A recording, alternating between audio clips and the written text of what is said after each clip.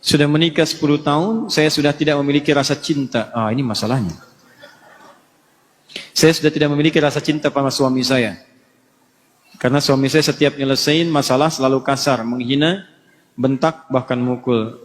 Lempar barang ke kepala. Tiap bulan pasti ada. Bicara baik-baik dan senyum juga masih suka dibentak. Apakah saya berdosa jika saya sudah tidak mencintainya? Begini, saya tarik napas dulu ya. Pertama, saya ucapkan selamat kepada ibu. Allah titipkan pria itu kepada ibu, bukan perempuan lain. Dan hebatnya ibu bertahan dengan 10 tahun. Dibentak-bentak, dilempar. Anda bayangkan, perempuan lain mungkin dilempar sehari, sudah nggak kuat. Ibu 10 tahun tuh. Ya, luar biasa. Saya ucapkan selamat yang dipilih ibu, bukan perempuan yang lain. Berarti ada hikmah terbesar yang ingin Allah berikan kepada ibu. Seperti Allah titipkan Fir'aun kepada Asia. Karena yang kuat cuman Asia, yang kuat cuman ibu, bukan perempuan yang lain. Karena itu dititipkan kepada ibu, karena ada nilai-nilai kemuliaan yang tidak ibu bayangkan sebelumnya. Pertama, teman-teman sekalian, perhatikan sini. Rumah tangga itu bagian dari dakwah. Bukan sekedar dakwah biasa, tapi bekal untuk mencari kemuliaan akhirat. Lihat sini. Rumah tangga itu sesungguhnya bekal berpartner bekerja sama untuk mencari kemuliaan akhirat. Tapi banyak orang keliru kemudian menggunakan dan mengelola perangkat akhirat ini sehingga melihatnya hanya sekedar kebutuhan dunia saja. Maaf. Baik suami atau istri kadang-kadang memandang kehidupan rumah tangga hanya sekedar untuk memuaskan kebutuhan pasangan. Mengeluarkan hasrat cinta, mendapatkan kebutuhan dunia, cuman di situ saja. Padahal prinsip pertama ketika antum berumah tangga sudah turun ayat. Anehnya ayat itu sering dikutip di surat undangan.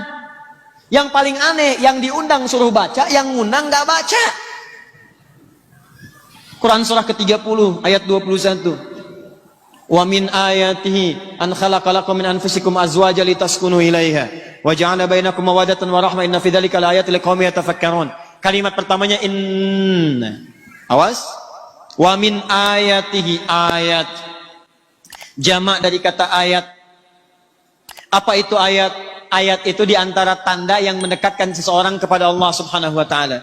Jadi kita itu diberikan wasilah berumah tangga, tujuan pertamanya untuk membangun kedekatan dengan Allah. Supaya semakin dekat dengan Allah. Jadi kalau ada orang berumah tangga, tidak dekat dengan Allah, ada yang salah rumah tangganya. Ada yang tidak tepat di dalamnya. Nah menariknya, setiap pasangan itu nanti akan dipasangkan oleh Allah Subhanahu wa ta'ala untuk saling membuat keduanya itu bisa mendekat kepada Allah Subhanahu wa ta'ala. Ada yang tugasnya sampai selesai berumah tangga. Salah satunya meninggal. Ada yang sampai pertengahan seperti Asia dengan Fir'aun. Asia ditugaskan oleh Allah berumah tangga dengan Fir'aun. Di antara dakwahnya ngajak Fir'aun, ayo mendekat kepada Allah, ayo mendekat kepada Allah. Apa yang diterima? Hardikan, siksaan, ancaman, yang terakhir eksekusi. Cuman Asia paham, yang ditugaskan kepada saya adalah bagaimana caranya saya mengajak suami supaya dekat dengan Allah. Hebatnya, Allah tidak akan pernah pasangkan seseorang kalau tidak memiliki tugas yang sejajar satu dengan yang lainnya. Artinya apa? Kalau suami dipasangkan kepada ibu sekarang, Allah yakin karena ibu punya kemampuan untuk menjalani itu. Makanya tidak dititipkan kepada perempuan yang lain. Apa yang ibu dapatkan dari situ? Bukankah dalam setiap makian ada kesabaran? Bukankah dalam setiap hinaan di situ ada ketawakalan? Bukankah sejak saat itu ibu rajin tahajud? Bukankah sejak saat itu ibu rajin berdoa? Ingat baik-baik, setiap interaksi suami dengan istri, di sana ada peluang pahala-pahala yang bisa didapatkan. Makanya kata para ulama, ketika Anda mendapatkan pasangan berlaku tidak menyenangkan, maka bersabar, itu yang pertama. Bersabar, coba terima dulu itu semua dengan merespon dengan nilai-nilai kebaikan. Cara meresponnya, bayangkan Allah sedang memberikan misi kebaikan yang melahirkan pahala yang banyak bagi Anda. Lihatnya pahala dulu. Ini poin pertama. Jadi kalau Anda sudah berpikir bahwa ini barangkali dititipkan kepada saya karena saya mampu dan ada misi dakwah di sini, barangkali Allah kirimkan yang seperti ini supaya saya mendapatkan pahala dalam kesan untuk mendapatkan surga saya. Kalau cara berpikirnya bukan berpikir yang intimidatif, tapi berpikirnya pada yang positif, Allah sedang menguji saya, maka Anda akan merespon dengan penuh semangat untuk memperbaiki diri lagi. Ini bagian yang pertama. Ya, ibu bukan orang pertama, karena zaman dulu pun sudah ada yang seperti itu. Ada. Ini kebalik, Bu, istrinya yang susah, suaminya sabar, dilayani.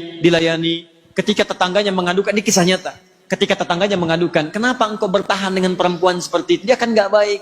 Langsung dia menyelah. Akhil karim, berpikirlah yang mulia. Allah sudah dekatkan surga ke rumah saya. Kenapa engkau mencoba menjauhkannya? Lihat cara berpikirnya. Allah sudah mendekatkan surga ke rumah saya. Kenapa engkau berpeluang menjauhkannya? Jangan jauhkan. Karena dia melihatnya ini sebagai surga saya nih. Ya, dia titipkan kepada saya bisa melayani dia. Dia marah, saya dapat kesabaran. Saya doakan dia. Nah, dia berpikir dengan marahnya, pahala diberikan. Dan dia merasa, oh ini mungkin Allah tugaskan pada saya untuk merubah dia. Sampai titik kesanggupan saya.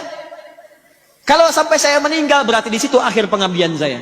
Kalau di jalan dia membuat saya jauh dari Allah, dilarang sholat, dilarang ini, dilarang itu, maka Allah turunkan syariat yang berikutnya. Apa itu? Ada mediasi. Quran surah ke-4 ayat 34. Komunikasi dulu. Kalau sudah kurang baik, coba berpisah sementara waktu untuk saling merenung. Kalau juga belum ada solusinya, kemudian beri pelajaran yang membuat mengerti. Ya, ketika tidak dimasakkan bagaimana responnya, ketika dipisahkan bagaimana responnya. Kalau masih belum mengerti juga, cari orang baik untuk menyatukan. Ayat 35-nya. Lihat baik-baik, wa in khiftum shiqaqa bainihima fab'athu hakaman min ahli wa hakaman min ahliya.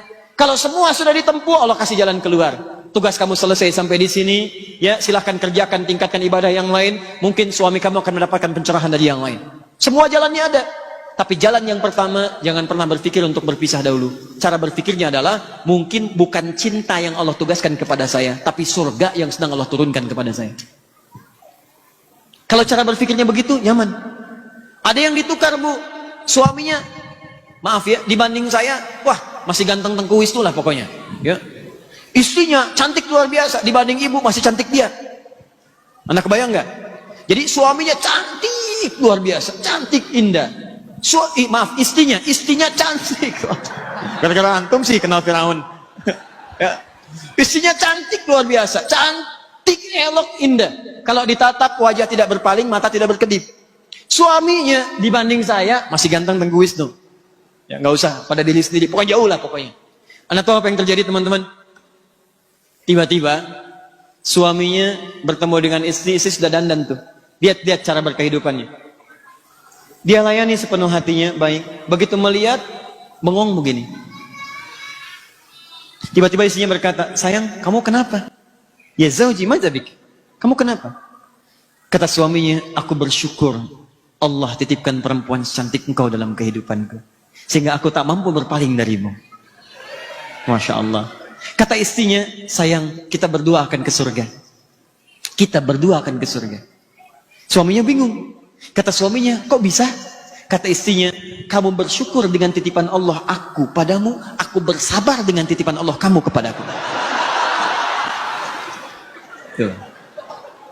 Bahasanya enak ya? Walaupun nyelekit tapi enak. Gitu. Tapi nggak ada yang marah, ketawa keduanya gitu. Ketawa keduanya. Jadi barangkali dalam hal demikian, pertama ibu melihat dari sisi ukhrawinya dulu. Ya, Asia bisa sabar, pelajari kisah Asia. Barangkali Allah titipkan dia kepada saya, mungkin untuk mendapatkan surga saya. Ibu bisa pilih itu, ibu berjuang. Kalau mungkin dalam perjuangan itu membahayakan secara fisik, mulai menyakiti fisik, mulai melukai, tidak mampu bertahan di situ, maka ulama memberikan jalan keluar. Baik ya, dari ayat-ayat Al-Quran yang diberikan. Apalagi kalau sudah mencegah untuk mendekat kepada Allah, maka hukum pernikahan nanti bisa turun. Dari mulai sunnah, kalau sudah berbahaya kepada fisik, terancam jadi makruh. Kalau sudah menjauhkan dari Allah atau nyawa terancam, jadi haram hukumnya. Haram. Maka dalam agama nanti bahkan ada fasakh namanya. Fasakh itu dipisahkan oleh hakim. Dipisahkan.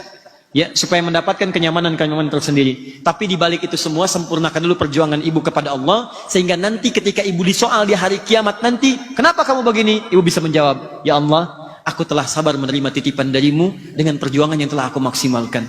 Kalau itu belum bisa memasukkan aku ke dalam surgamu, maka boleh berikan syafaatmu dengan segala kesabaran yang telah aku berikan hanya untukmu. Paham ya? Baik.